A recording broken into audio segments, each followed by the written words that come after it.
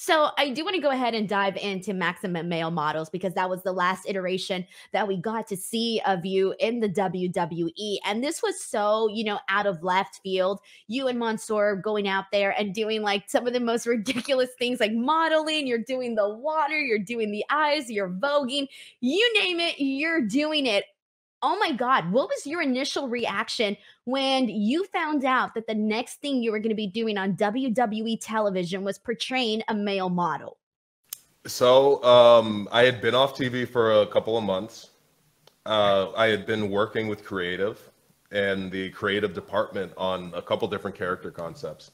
At one point, they were like, "Oh, we're going to turn Mace into the Executioner," and then they had like concept art made of me in like an executioner hood with like a big axe, and I was like, "Okay, that's cool."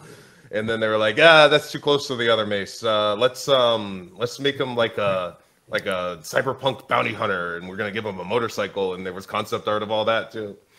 And this had been going on for I think 6 months.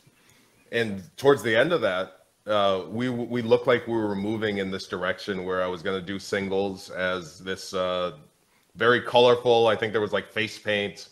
I had gear made of like it was like bright blue and yellow, and it seemed like it was going to happen. And I got a call from my writer on a Thursday. "Hey, we need you to fly into SmackDown for a dark match." And I was like, "Okay, cool. Are we running with this mercenary or this bounty hunter thing?" And he's like, "No, Vince had an idea." I was like, "Cool. What is it?" He says, "You're going to be a male model, and you're going to do it with Mansoor." I was like, "Great."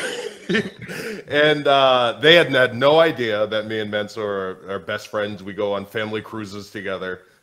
We told Vince, we were like, "Hey, Vince, like we actually get along. Like we're good friends." And he was like, "No, I didn't know that. That's great. Get out." But no, it was a wild ride. And what was funny is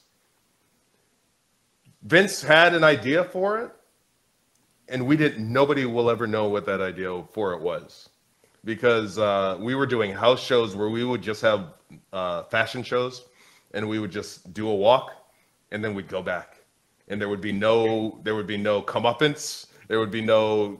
We thought for sure it was like, "Oh yeah, surely Sheamus and the Brawling Brutes will come and kick our asses and beat us up, and then the crowd will be excited." It's very Lynchian.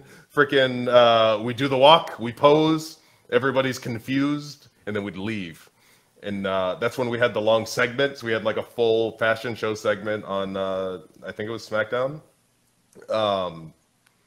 But when after 2 weeks of that, and that was 2 weeks of Vince having his hands in every aspect of it, he loved that idea. It was his baby. Vince stepped down.